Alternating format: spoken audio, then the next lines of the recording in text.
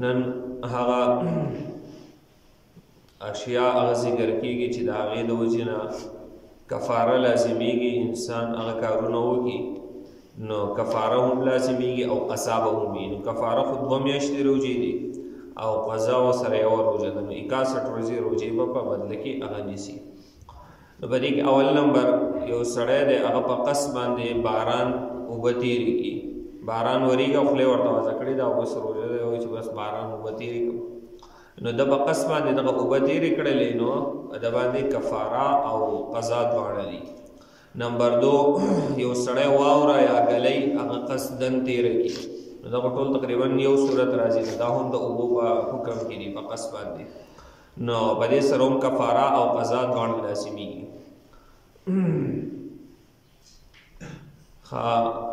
نمبر 4 یو سړی نمبر 3 یو سړی غیبت وکړي او بیا په دې خیال سره څه وخوري چې زما روژه ماته شوله، نو په ده باندې هم قضا ده هم پې کفاره ده.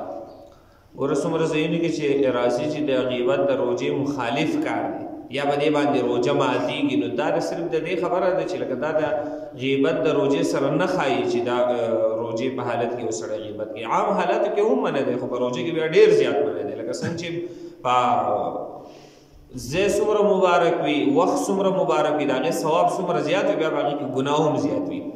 لکه یو سړی عام ځای کې ګناه کوي نو دا هم ګناهګار دی، چې یو سړی په جومات کې ګناه کوي یا بیا خاص کر بیت الله شریف کې نو هغه بیا ډېر زیات ګناهګار دی. دغه رنګ عام حالاتو کې هم ګناه زیات دی، خو چې بیا په روژه کې یو سړی کوي نو د هغې ګناه هم زیات دی، نو څنګه چې ثواب زیات دی داسې ګناه هم زیات.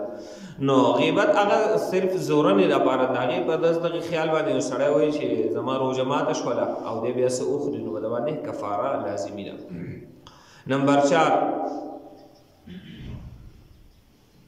چې څوک هغه روژه ماته کړي او بیا وروسته ځان زخمي کړي چې دی بیا وایي یاره زه بیمار یم، نو روژه د مخکې ماته کړې ده او د ځان وروسته زخمي کړی دی، نو د بیمارۍ د عذر دته وروسته راپېښ شوی دی، نو د دې د وجې نه په ده باندې کفاره هغه لازمي ده، اگر که دی بیا وروسته معذوره دی خو روژه د مخکې خوړلې وه. نمبر 7 په روژه کې داسې یو جایز کار وکړي چې په هغې روژه نه ماتېږي او د ده د خیال چې زما روژه ماته شوله او دی بیا په قصد باندې څه وخوري، نو په ده باندې کفاره هم ده او قضا هم ده. د دې وجې نه ګوره مونږ بار بار دا خبرې دا کوو چې دا اشیا پیژندل پکار دي چې په کوم څیز روژه ماتېږي او په کوم باندې نه ماتېږي. نو چې اوس سړي ته پته نه چې په څه زما روژه ماته شي او په څه نه ده، اوس دی وایي چې زما روژه ماته شو په یو څیز، مثال کے طور پر په هیرې څه وخوړل، په هیره خو مخکې خبره ذکر شوه چې په هیرې څه وخوړل او دی چې دی نه هغه بیا څه کوي په قصد باندې څه خوري، یا نور داسې کارونه چې په هغې باندې د ده روژه نه ماتېږي وروسته به راروان دي، دا سمانۍ بل سمانۍ انشاءالله هغه به ذکر شي. نو یو کار د داسې وکړو چې په هغې روژه نه ماتېده او بیا په قصد باندې څه وخوړل، نو دې د وجې نه بیا په ده باندې هغه کفاره لازم ده. نمبر 8 قصدن چې دی نه هغه خوراک کول، نو دا خو د عام طور سړي ته پته ده چې په قصد باندې څوک خوراک وکړي یا بیا اسکاک په دې کې نه عمر نه دی، دا ټول خبرې دا چې سړی وکړي د دې د وجې نه به د باندې کفاره لازمیږي. په دې کې یو قاعده کلیه مظاهر حق والا هغه ذکر کوي، مشکات شریف شرح ده، وایي قصدن داسې څیز خوړل چې هغه غذا یا دوایي وي، قصدن داسې څیز خوړل چې هغه غذا یعنی خوراک وي یا دوایي وي، نو دا سړی وخوري د دې د وجې نه به د باندې کفاره او قضا دواړه لازمیږي. نو پرون به کې دا شی چې قصدن داسې څیز خوړل چې هغه خوراک نه وي، نو په ده باندې بیا صرف څه لازمیږي قضا لازمیږي، کفاره پې نشته، لکه کاغذ وغیره سړی وخوري. نو چې قصدن داسې څیز خوړل چې هغه خوراکي او یا دوایي، نو د دې د وجې نه قضا او کفاره دواړه لازمیږي. اوس کفاره په چا باندې لازمیږي؟ نو د کفارې د لازمېدو لپاره هم بیا څه شرایط دي. نمبر 1 عاقل وي، اوس یو سړی داسې دی چې هغه روژه نیولې ده خو لیونی غونته کې دی، نو که ده په قصد باندې څه وخوړل نو په ده باندې کفاره هغه نشته دی. نمبر 2 بالغ وي، نابالغه روژه نیولې ده، ثوابۍ روژې ورته مونږ وایو دی نیولې ده او بیا په قصد باندې خوراک وکړو، نو په ده باندې کفاره او قضا څه نشته دی. نمبر 3 د رمضان روژه وي، دا روژه به د رمضان وي، که د غیر رمضان روژه چا ماته کړه نو په دې باندې بیا کفاره نشته دی، مخکې ذکر شوي وو چې په هغې باندې صرف قضا ده. نمبر 4 او په رمضان کې به یې ماته کړي، ګوره پر د رمضان روزه په رمضان کې ماتول په قص باندې به دې کفاره لازمي. اوس مثال کې طور پر د یو کس نه د رمضان روزې پاتې شوی دی او دی په غیر رمضان کې راګرځي او د بیا په منځ کې ماته کړله، نو به د باندې صرف بیا په بدله کې یو روزه ده، بیا پې کفاره هغه نشته دي. نو د رمضان روزه به یو په رمضان کې هغه به د ماته کړي نه الو پې کفاره ده په قص باندې. نمبر 5 د شپې نه به نیت کړی. ګوره د سهار د شپې نه ماسو د پېشمني ټایم نه به د نیت کړی چې زه روژې نیسم او بیا به د منځ کې دی په قص باندې هغه ماته کېږي. اوس یو سړی داسې دی چې هغه د سره د روژې نیت نه دی کړی په قص باندې چې زه روژه اړو نیسم نو چې دا روژې نیت د سره د ونه کړو چې زه روژه اړو نیسم نو به د باندې بیا صرف قضا لري نو نیت به یې کړی.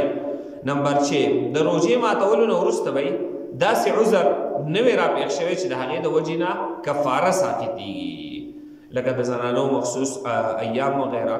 نو که روژه هغو ماته کړي او دغه شان صورتحال مخې ته راشي نو بیا چې دی نو په هغو باندې کفاره نشته دی.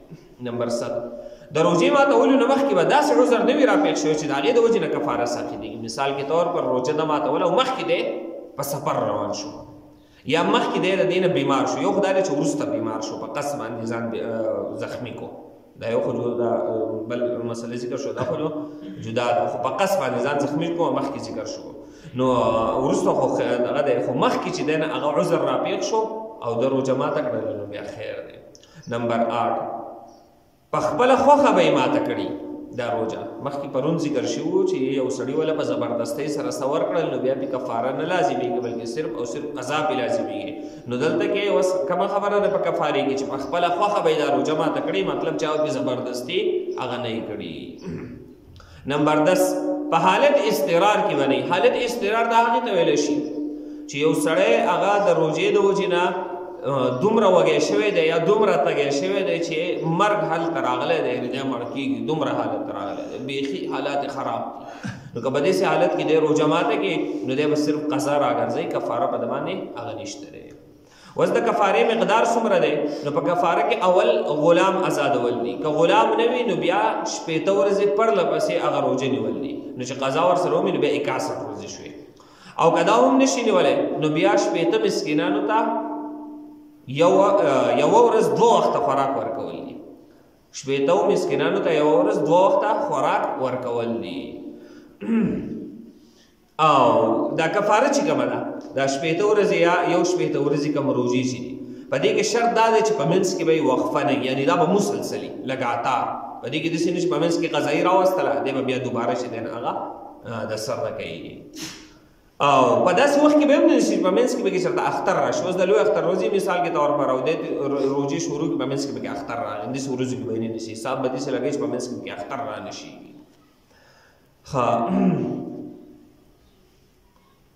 مسکینانو ته د خوراک ورکولو دپاره هغه بیا شرایط دا دي. مثال کې طور پر یو سړی 80 روژې نشي نیولی، د دې نه معذوره دی، نو دی په خوراک ورکوي مسکینانو ته. نو په هغې کې شرط دا دی نو 2 ټایمه خوراک ورکول دي 80 مسکینانو. شرط دا دی چې یو ټایم ته کم مسکینان ناوستي، ماښام ته به هغه مسکینان راولي، داسې به نه چې سهار ته یو راوستي او ماښام ته نور راولي.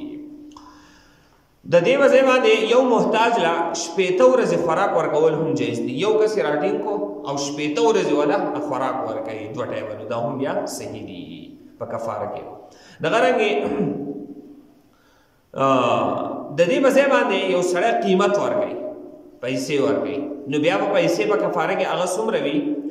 نو په دې کې چې دی نه هغه تقریبا احتیاطاً 2 کیلو چې دی نه هغه غنم دي. دغه 2 کیلو هغه بیا د سرسایي حساب باندې هم دی، د سرسایي باندې به بیا هم تفصیل هغه ذکر کړو. 2 کیلو غنم چې دی نه هغه ورکول دي یو محتاج له. نو دا 80 کسان دي، نو 80 کسانو له 2 کیلو غنم یا د 2 کیلو غنمو پیسې. نو بیا چې کله موږ حساب راوباسو هغې کې به انشاءالله تقریبا 2,500 روپۍ چې دی نه هغه راځي اندازتن چې حساب وکړو بیا. خو دغه یو کس له هغه ورکول، نو 80 کسانو له به دا پیسې داسې چې دی نه هغه ورکړي. خو دا هله چې کله د روژو نه وي طاقت هغه نه کېږي.